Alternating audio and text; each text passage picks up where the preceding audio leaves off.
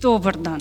Dober dan. Tudi vam bo prvo vprašanje, s čim vse se ukvarjate v podjetju, kar vas morda še kdo ne pozna.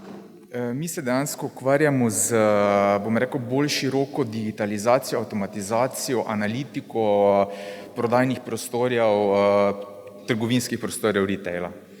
To je kar na široko, v bistvu. Ja, dejansko začeli smo pred 5 leti samo z analitiko, odkot izviramo. Dejansko smo analizirali za večje trgovce v Sloveniji premikanje nakupovalnih vozičkov znotraj prostora. To pomeni, mi smo dejansko namestili neko lastno hardware, software tehnologijo, ki je omogočala trackanje vozička znotraj prostora. To pomeni, trgovec je lahko videl, kjer se vozički premikajo, kjer se največ časa zadržujejo. Iz te analize je potem dobil neko sliko, kako zoptimizirati svoj prostor, hkrati pa tudi neko evaluacijo vrednosti določene točke znotraj svojega trgovskega prostora, kar pomeni, kjer so neke mrtve cone, kjer se ljudje ne zadržujejo, kako to na to zaoptimizirati, mogoče s kakimi malenkostnimi premik polic ali sprememba izdelkov, ki so komplementarni na tak način. Potem kasneje iz tega, ker pa smo želeli ta produkt bolj standardizirati, ker to še je bilo, začetek naše tehnologije, ker ni bilo tako skalibilna zadeva,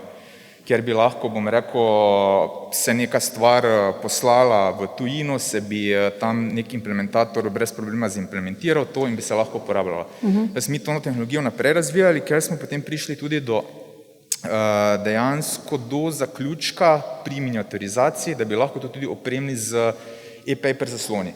To ste mogoče, tega zdaj mi nismo iznašli na novo, to ste že mogoče videli, v Leclercu, ker pa je tehnologija, čisto neka, na prvi pogled zgleda enako, tehnološko pa je čist drugi namen. Tam je dejansko namen samo spreminjanje cene, ki je pa avtomatsko, kar pomeni, obstajata dva načina, ali znotraj trgovine nekdo to ceno spremeni preko računalniškega sistema ali pa dejansko preko terminala, kjer trgovka gre in dejansko klikne in se spremeni.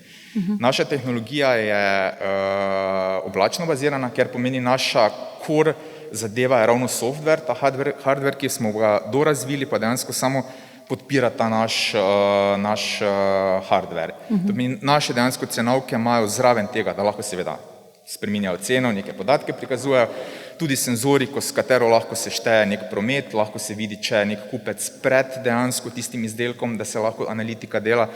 Potem imamo posebne verzije dejansko, ki se lahko namestijo pri sadju zelenjavi. Znotraj tega smo razvili algoritme za dejansko zaznavanje kvalitete te sadja zelenjave. To ni zdaj 100% natančna zadeva, ampak ima nekih 5 levelov, s katerimi trgovec lahko si sproži neki alarm, zdaj v tem predelu je padec kvalitete, kaj bomo naredili, bomo ceno spustili, da bo prijed dejansko manj odpada, ker bomo lahko prej prodali, ali se bo nekam preneslo, pač neko analitiko dobijo, s čem lahko zmanjšajo odpad, s čem lahko optimirajo dejansko prodajo. To je recimo en case, potem neki, drugi primer, ker najlažje, te stvari je najlažje na nekih primerih razložiti. Recimo pospeševanje prodaje, to recimo zdaj ravno testiramo v eni trgovini v Mariboru, v Europarku, kjer pa se cene dejansko, glede na zalogo, ki jo imajo v trgovini, cena pada do nekega levela, da s tem pospešujejo prodajo, se avtomatsko generirajo akcije. To pomeni, imajo neko zalogo artiklov, ki se ga želijo čim prej rešiti, ne želijo čakati do konca sezone, kjer bodo dali 50 off, ampak želijo že prej dejansko nekako to odprodati, se cena pol sistem zazna, da je nekaj ostalo na zalogi, začne spuščati ceno, dokaj ne pride do neke prodaje in s tem dejansko že oni preden pridejo do točke -50, zdaj karikiram -50, lahko neko količino prodajo. S tem dejansko so zmanjšali skladišče, povečali so prodajo, hkrati pa tudi dobičkonosnost dvignili, ko pa da na koncu, konec sezone dejansko vse -50 znižal. Skratka, v bistvu na nek način želite fizične trgovine narediti skoraj toliko pametne, kot so denimo spletne trgovine. Dejansko, povezovanje, to, kar že danes vsak pozna iz online prodaje, nekako preslikati na fizične trgovine, kjer tudi dejansko ima ta trgovec, stara šola trgovca, neka orodja, kjer lahko pospešuje prodajo, ki jo dejansko danes ima vsak, ki si neko online trgovino odpre že out of the box. To pomeni. Hkrati pa tudi pri večjih trgovcih povezujemo to online, offline, ta dva svetova, kjer pa recimo primer, prideš v trgovino, vidiš recimo, si kupuješ hlače, model ti je cool čisto, vidiš, da tvoje številke ni, ko si probaš, eno številko večjo rabiš. Sistem pri nas na prikazovalniku se vidi, to pa to je na zalogi v taki količini, to kaj pa ni, pa zgenerira dejansko QR kodo oziroma NFC link, ki je lahko ti z mobilnim telefonom, brez aplikacije, brez česa. Poskeniraš dejansko, to te vrže na njihovo spletno trgovino in v primeru, da imajo to v tretjem skladišču na zalogo, lahko potem, bom rekel, v tistem emocionalnem trenutku, ko kupec želi tisto stvar, kar neposredno opravi nakup. To je en tak primer. Skratka, v bistvu kupec ne rabi več niti imeti stika na koncu s prodajalko ali prodajalcem.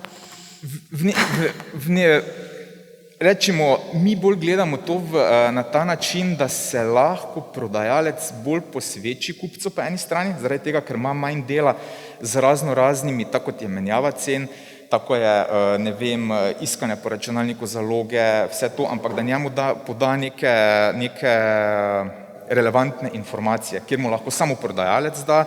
Druga stvar pa je tisto, kaj pa že sistem sam zmore informacij podati, da dejansko opravi kupec nakup v trgovini. Ker vedno bolj se pojavlja ravno zaradi teh offline, online segmenta, showrooming se reče temu, kjer gre kupec v trgovino, si pogleda, super, vredo izdelek, cool mi je, gre z trgovine, gre na internet, poišče najnižjo ceno, se vzame tisti čas in dejansko od nekega tretjega dobavitelja potem kupi.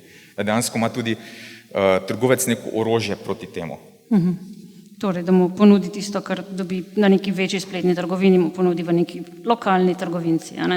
Vse tiste informacije mu že prej poda, dejansko neki tuli, kjer ga poskuša dejansko mu odločitev spreme v njegovi trgovini, ne pa da se potem dejansko odpravi. Vi ste še v bistvu relativno na začetku, če lahko tako rečeva, s temi pametnimi etiketami. Se že s kom dogovarjate, s katerimi trgovci oziroma s kakšnim tipom trgovin? A je mogoče vaša etiketa bolj primerna za sadje, zelenjavo ali za kavbojke? Ali za oboje? Dejansko bom rekel zdaj z manjšimi trgovci, kaj je to, so take fashion story, kaj že imamo implementirane, kaj dejansko testiramo neke uporabniško izkušnjo do kupca, do personala v trgovini. Hkrati pa že zdaj od začetka leta tudi implementiramo 2 oziroma 3 večje projekte pri enem večjem trgovcu v Sloveniji, kjer bi načeloma že, če ne bi bilo korona krize, že bila implementacija mogla avgusta biti oziroma že prej, že 3. dejansko avgusta zaključena. Tako da se je zdaj, bom rekel, 4 mesece podaljšalo vse roke ravno zaradi tega. Tam pa je dejansko čisto retail implementacija na navadne izdelke, hkrati pa ravno to sadje zelenjava, dejansko testiranje, kako bi se zdaj kupci na to odzvali, če jim bo to neki trigger k odločitvi, da tudi vidijo vizualno, v kakem stadiju je, in hkrati, koliko se bo zdaj tu dejansko izven kalkulacij lahko zmanjšal odpad tega sadja pa zelenjave v čisto realnem svetu znotraj trgovskega prostora. Kateri so pa recimo nekateri, se rečejo, max 3 taki čisto izzivi, s katerimi se sooča podjetje, ki je še relativno na začetku, pa recimo dava faktor tudi epidemije, ki vmes ustavlja prostor? Kateri so vaši 3 glavni izzivi, recimo za malo mlado podjetje? Dejansko v tem segmentu, kaj mi delamo, je zelo pomembno, da bom rekel, zaupanje. Mi smo vseeno malo podjetje, hkrati pa ciljamo na velike korporacije, kjer pa je zelo težko, bom rekel, kot malo podjetje, ker velike korporacije je normalno, da dela z velikimi korporacijami. Pač zaradi zaupanja, zaradi vsega, bom rekel, vejo, da bojo nekaj dobili 100%. Pri start-upih pa je tako, da danes je lahko, start-up obstaja, drugo leto ne obstaja. In tu so tisti izzivi, da pridobiti zaupanje, da narediti neke pilotne projekte, da vidijo, da imaš know-how, da lahko rešuješ zadeve, da si dejansko kompatibilen. To je v tem našem segmentu, bi rekel, največji izziv bil do zdaj, kar smo rabili največ časa, da smo ta let pribili, da smo zdaj dejansko že pred stikom z večjim trgovcem. Ja, ne, stikom z večjim trgovcem smo že dejansko pred končno implementacijo, ki dejansko pol potrdi ta case, ki lahko potem na vse ostale trgovine znotraj njihove mreže se začne študirati, implementirati, računati. Slišali smo prej izkušnjo, kako se financirati s Kickstarterjem. Ponavadi to deluje, če je B2C. Kako se pa v bistvu pod startup, ki je B2B, najlažje financira? Kako se vi financirate? V našem primeru, bom rekel, mi izviramo, smo dejansko development agencija, know-how vse skupaj je že znotraj podjetja. Ta projekt smo začeli ravno s tem analitiko, ki smo ga pred 5 leti začeli, kar je bilo dejansko po eni strani zahteva od ene od te stranke, ki smo dobili, ki smo za njih začeli razvijati in pol konvertirali v produkt. Tako da, bom rekel, mi se en del iz tega, en del tudi, bom rekel, smo na P2, kaj se tiče državne pomoči za razvoj, SK75, ki je tudi konvertibilno posojilo, ki je od SPS-a, iz takih virov financiramo. Zdaj do tega trenutka, bom rekel, je to bilo dovolj finančnih sredstev, zdaj v prihodnosti za neko skaliranje vsega skupaj, bom rekel, za prodajo, večjo zalogo, vse skupaj pa iščemo investitorja pač na tujem trgu. Kaj bom rekel, za take B2B zadeve je neka standardni postopek znotraj startup okolja. Zdaj pa še eno moje klasično vprašanje za vse startupe. Kje boste čez 1 in kje čez 5 let? Kje bomo čez 1 leto? Čez 1 leto bomo, da ne bom za takega klasičnega odgovora dal, čez 5 let bomo prevzeli svet. Čez 1 leto, pač naši plani so čez 1 leto, da smo nekako aktivno na nizozemskem trgu, kjer se že zdaj dejansko imamo enega partnerja, se že pogovarjamo o nekem pilotnem projektu. To pomeni, ampak ker spet gre za veliki sistem, kaj smo že zdaj videli v Sloveniji, so to dejansko od tega, ko začneš, pa ti nekdo že bolj ali manj potrdi, pa do tega, da se začne implementirati, sigurno 6 mesecev pač roka, tako da bom rekel, jaz zdaj z te strani nas vidim, da imamo tam potem na nizozemskem, to pomeni, da smo začeli tuji trg uspešno osvajati.